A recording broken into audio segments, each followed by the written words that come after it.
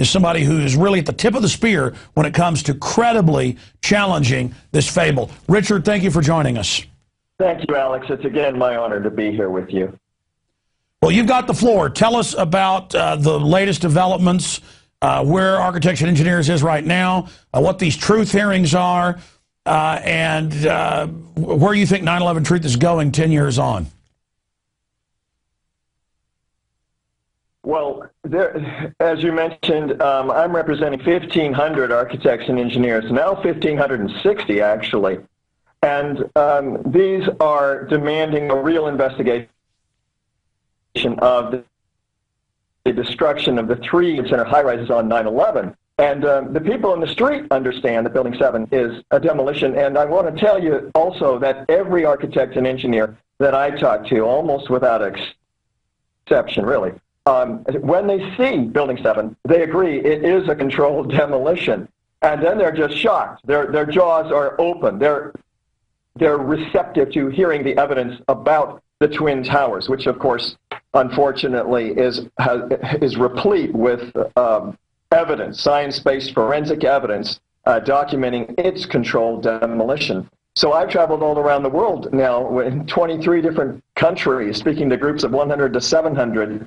And we're in Toronto, gathered by a group of very distinguished 9/11 researchers who have brought a distinguished panel of academicians to hear the evidence over a 4-day period where we are bringing A to Z, everything that has happened on 9/11 and around 9/11, for me particularly testifying as to the explosive demolition of these 3 high-rises. This will be available in documented form, written and in film, and this will be presented to the governments of Canada and the United States. And so we're all proud to be here together in one consolidated, a very academic atmosphere presenting this information. So I'm looking forward to making sure that you get the DVD, Alex. And we have put out a new film also called 9/11 Experts Speak Out, and 9/11 Explosive Evidence Experts Speak Out.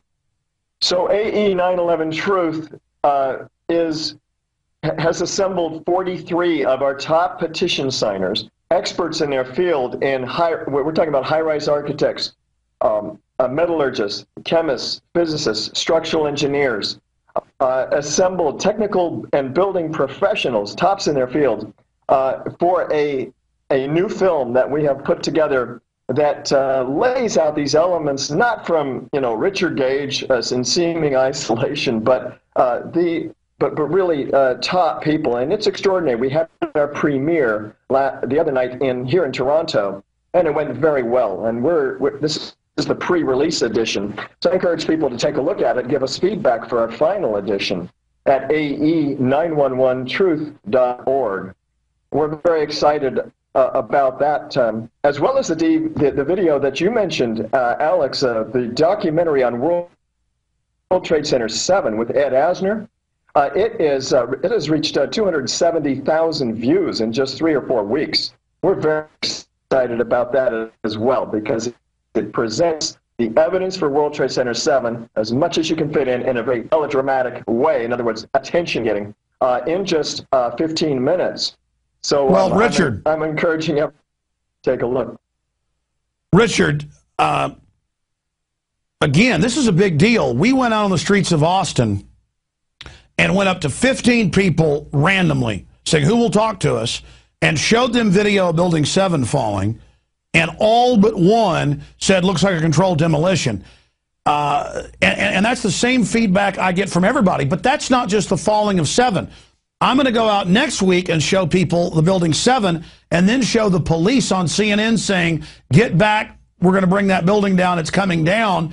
And Larry Silverstein, the owner, saying it. You start adding all that, and the blast points, the squibs, all of it. I mean, this is the greatest hoax in history. Is the hoax coming down? Because on the street, on radio, on foreign radio, all I get is people waking up. firefighters, police. They're not even invited as first responders because the government knows that they're angry and know the truth. We've confirmed that from the 9/11 ceremonies coming up Sunday. And so what I want you in closing to speak about is your view. From my perspective, but you travel all over the world, the awakening's bigger than ever. But there's this new talking point by Slate, BBC, New York Times, just scores of publications that 9/11 truth is dead, nobody cares, we're discredited with no evidence. So they're basically trying to sell this hoax idea, kind of like the idea that Ron Paul can't win when he's winning all the big polls, that, oh, you guys have been discredited when the opposite is happening. Yeah, that's my experience as well, Alex. It can be a little disheartening to hear those comments. It's like watching a swimming pool fill up. The level, in the 5 years, there's been a lot of rise in the level of responsiveness in the street to the activists, and I'm out there with them in the street fairly often. And 5 years ago, it was, you get the middle finger and so forth, and conspiracy theorists. Now, largely, most people are fairly receptive. It is extraordinary. So we're gauging the level of unconscious, and it is not dead whatsoever. We're very excited about what's happening here. The level of support that we have in our organization in order to make a film like the one we're talking about, and produce it and get it out there, it takes a lot of support, and we're getting that support. So there's no loss here. There's only gain. We're brought all around the world. Today, this week in Toronto, we're going to New York. Next week, we have a debate with physicist Dave Thomas and Dr. Mueller from UC Berkeley. This is going to be broadcast on every Pacifica station across the country. Well, there's 5 of them, but then 100 affiliates as well on September 11th, 7 p.m. Eastern Time. And during that, believe it or not, our premiere of this new movie, 9/11 Explosive Evidence, Expert Speak Out, is playing in New York at Old Souls Church in New York on September 11th at 7 p.m. And then we also have the Liberty Fest, which is an extraordinary We Are Change New York event that has already pre-sold 400 tickets. So I'll be speaking there. So just another example of the fact that you're constantly touring around the country and the world getting a huge response. And again, as a syndicated radio host, I can tell you 9/11 Truth is only growing faster. Overall liberty is only intensifying. Now, getting into some of the issues here in closing, Richard, obviously there's the Building What campaign in New York that's exposing Building 7. That's getting huge attention. Do you agree that out of all the smoking guns, the biggest one is Building 7? Yeah. You know why, Alex? Because a child can look at that building and know that it's being blown up. You can tell that child, do you know our government told us that a few small fires, well, they call them big, brought this building down? And nobody believes that. When people understand that we've been lied to and manipulated by NIST, it took them 7 years to ultimately come out with this set of lies, while acknowledging that the building fell as fast as a bowling ball falling off the side of it, straight down, uniformly, almost into its own footprint, free-falling acceleration for a third of its 6-second fall. This is absolutely extraordinary, and so it's a hands-down win. I mean, my job is easy, and I know you have similar sets of experiences with the range of issues that you expose. It's not difficult to tell the truth. They've got the hard job. They've got the uphill climb. We are coasting on the truth, and I am so glad to be alongside you in this info war. Well, Richard, God bless you and your hard work. In closing, I would just throw a story at you. I talked to a firefighter student who's going to firefighting school, and they told him there's been changes to the manuals now. Before, they said steel started weakening at about 2,200, 2,500 degrees, depending on the type of steel, and it started melting depending on the type at 3,000 or more. But they said now that they're changing things, 1,000 degrees, they're saying, will weaken and make a building fall in. So they're having to change insurance actuaries. The false science, false physics that the government has gone along with is changing reality, but only in fantasy land. We've seen countless big skyscraper fires in the 10 years since 9/11. None of them ever collapse. Still, it wouldn't be symmetrical. I mean, this is totally and utterly ridiculous. Your comment on that? Yeah, absolutely correct, Alex.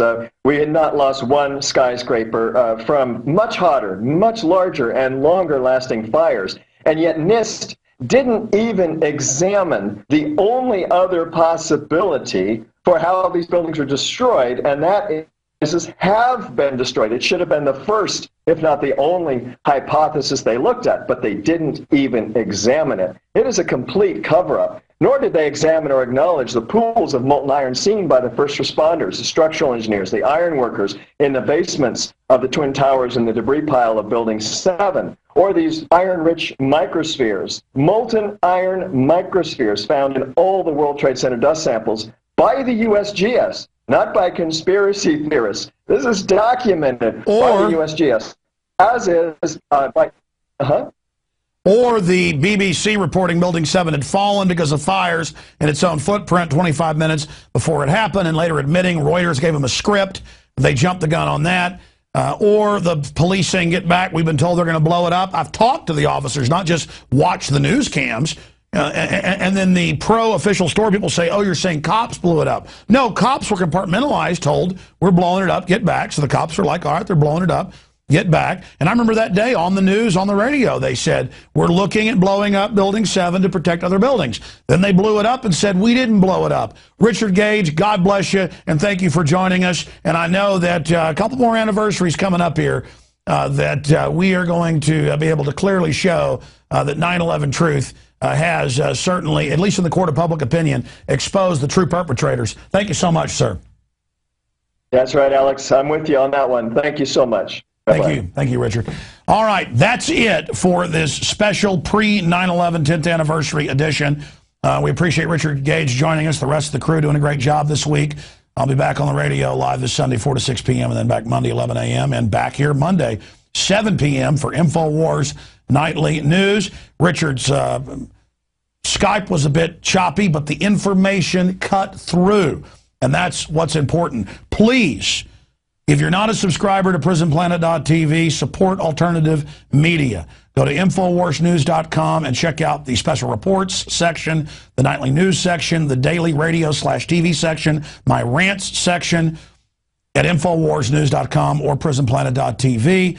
And if you are a subscriber, think about purchasing another subscription and to give it to your friends and family, because then you share the gift of information and awakening, but you also support our growing operation. We couldn't have done any of this without you. And as the French philosopher said, Victor Hugo, no army can stop an idea whose time has come, or as V for Vendetta says, ideas are bulletproof. Be safe. Have a great weekend.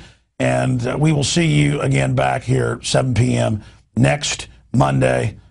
I'm Alex Jones signing off from the front lines of the InfoWar. God bless you all.